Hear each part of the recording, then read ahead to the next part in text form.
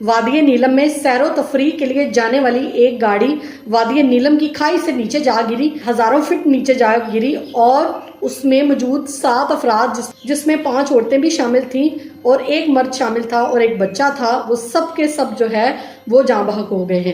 صرف ایک بچہ رہ گیا ہے جس کی ابھی تلاش جاری ہے۔ اندازہ لگائیں عوام کی نااہلی کا، عوام کی بے وقوفیوں کا، کہ جب انہیں بار بار کہا جاتا ہے مونسون کے موسم میں گھر سے باہر مت نکلیں، سیر و تفریح کے لیے مت جائیں، لیکن عوام ہے باز آنے کا نام ہی نہیں لیتی۔ اور اس کے بعد پھر ہم سارے کا سارا الزام حکومت پہ ڈال دیتے ہیں، لیکن عوام کو خود بھی یہ سوچنا چاہیے کہ جس چیز میں اپنی زندگی کی احتیاط ضروری ہے وہ کام کریں۔